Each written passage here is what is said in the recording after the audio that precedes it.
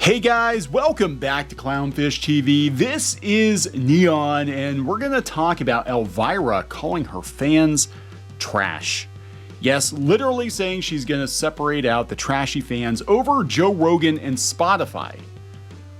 Elvira, mistress of the Karens. I'm shocked. I shouldn't be shocked because the last couple of years have proven that celebrities, no matter how much you like them, will often choose to virtue signal to keep the status quo in Hollywood, wherever they're at, versus taking a contrary stance. Now, Elvira has been on the receiving end of cancel culture for years. I mean, I remember they were trying to censor her, and she was against censorship and all of that. And now she sounds like she's telling a bunch of kids to get off her lawn.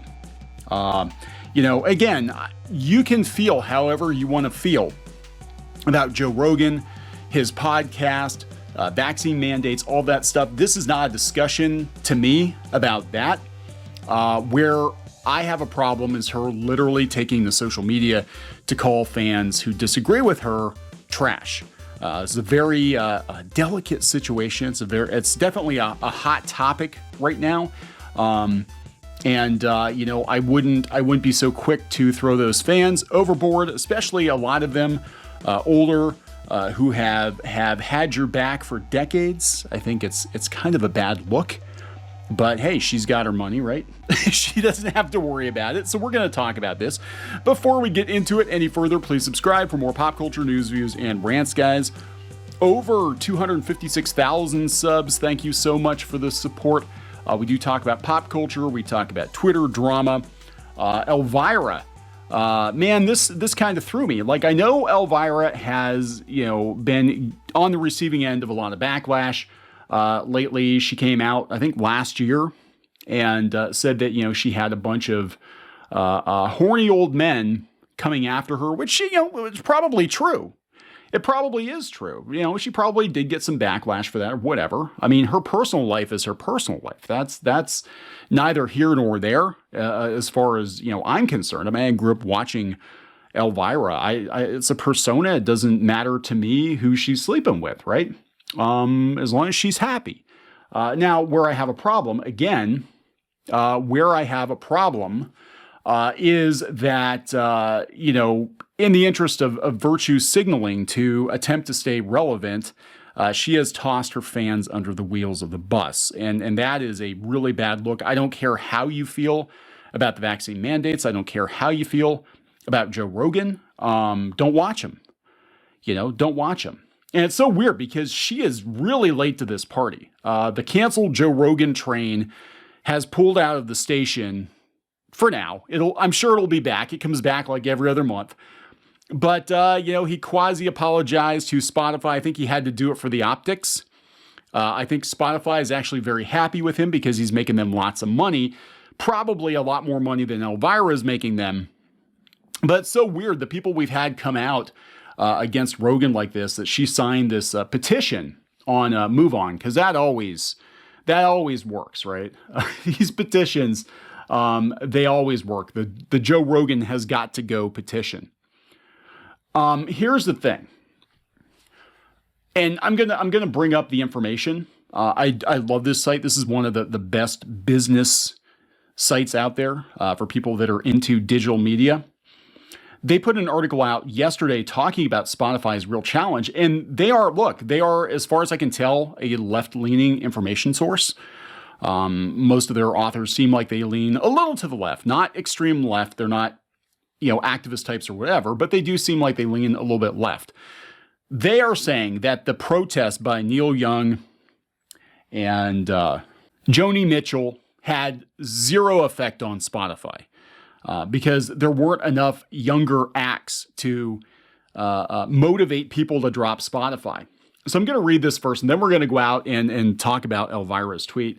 Coming from the information, Spotify's real challenge. In the past few days, it's been proven that reporters pay more attention to Neil Young and Joni Mitchell than investors do. After rising 13% today amid a broader market upswing, Spotify shares are now back to where they were trading before Neil Young pulled his music off the service last week in protest over its hosting of Joe Rogan and his COVID-19 commentary. Nothing has changed. Despite Rogan's promise to be more careful, Young's music remains off Spotify. Last week's sell-off in the stock, quite obviously, was all about the market and not about Young. Yeah, the market was not good. And honestly, again, a lot of people might have been concerned that Spotify would kick Joe Rogan off the platform and that the platform would lose significant value without him. It has nothing to do with Neil Young. It has nothing to do with freaking Elvira. This is what got me, though, and this is what Elvira needs to pay attention to, I believe.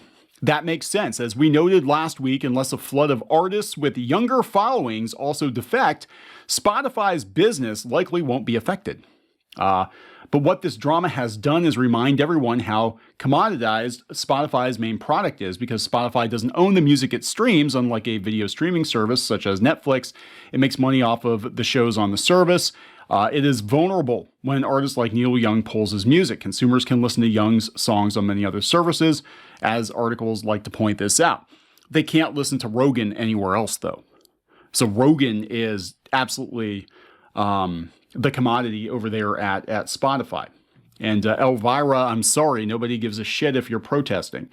So here's the thing. And again, she's allowed to feel the way she feels about vaccine mandates and Joe Rogan. What is in poor taste is her shitting on fans. So let's read what she actually put out on Twitter. Elvira, blue check, the real Elvira, just in case you were wondering. I stand with musicians and artists, not with quacks and hacks. And again, this is after this situation's been resolved. She is like way late to the party. This cause is close to my heart. Please sign. Okay, that's fine. That's fine. She wants people to sign. That's fine. But it doesn't stop. Regarding fans, who are leaving me because they prefer disinformation over the truth. All I can say is it's time to clean house and separate the class from the trash. Bye-bye. For the people who call this censorship, would it be okay if I had a podcast inviting experts to encourage people to drive drunk? If I crash and kill myself, big deal, it's my problem. How about the people you kill or injure in other cars? Do they matter to you? Well, actually, Elvira, I'm going to step in here. So my wife lost her very best friend in a drunk driving accident in college. And it still rattles her to this day. The driver was attempting to kill herself. She got drunk and she was going to kill herself, and she killed my wife's friend, instead hitting her head on. I believe it was a head-on crash. And she killed my wife's friend, her best friend. It was her best friend. And this woman lived, and she wasn't terribly remorseful about what she had done. If I recall, she was a nurse. She lost her license for a while, and eventually, ironically, karmic boomerang, whatever. And it's horrible that any of this has happened, but she lost her own son in a drunk driving accident. This is not the same thing, because if you're listening to the CDC currently, the current information coming from the CDC, okay, your vaccination status really doesn't affect anybody else. As I understand it currently, according to the CDC, the vaccine lessens the effects of COVID. It will probably keep you from dying, as per the CDC. But it doesn't stop you from transmitting the virus. In fact, highly vaccinated areas are still transmitting the virus. That's not a conspiracy theory, that's fact. So I guess I'm going to say, if you're going to call Rogan out for misinformation regarding the vaccine and COVID, then you need to kind of double check what you yourself are saying. That being said, calling your fans trash. This is one of the most blatant FUs I have ever seen to any fandom ever. Elvira built her brand on pushing the envelope. She built her brand on being a little risque, being counterculture, and to see her turn into an Omega Karen in the last stages of her life. It's just, it really guts me. I mean, I grew up watching this woman, you know? And I always thought she was a little more pro free speech. Again, you don't have to agree with Rogan. I'm not telling anybody they have to agree with Rogan. I'm not telling anybody they're not allowed to sign a petition to get rid of him if they think he's dangerous. What I'm saying is, I guarantee you there's a large chunk of your fandom, especially given that you were marketing boobs, and boobs are bad now. There's a large chunk of your fandom that you have just told to go fuck themselves. These are the same fans that spend hundreds of dollars probably to get your autograph at conventions. These are the same fans that buy all your Blu-rays, DVDs when they come out. Same fans that buy all your merchandise. I know there's a lot of Elvira merchandise out there. Those fans, I guarantee you a good portion of them don't appreciate being called trash because they have a contrary opinion. And I want to be very clear. I'm not telling people they can't feel the way they feel. But if you're a public figure and you take a polarizing stance such as this, and it's not even like, hey, this is what I believe, whatever, and I put it out there, and sorry you disagree, whatever. That's a totally different thing. But literally calling your fans trash is the worst. I mean, it is literally the worst optics out there. Like, we know, trust us, a lot of fans know it, we feel it, that Hollywood doesn't like us. But to have Elvira, of all people, come out there and say, if you disagree with me, you're fucking trash, is not good. It's not good. And I'm sorry. I think you might think you're saving your ass in Hollywood for the time being. You might not care. You've been doing this for decades. You've got, I'm sure millions of dollars, and you're fine. You don't give a shit. You're going to say what you're going to say. But I guarantee you this is going to cost your brand money at this point, because people are going to remember that one time Elvira flipped out and called a portion of her audience trash.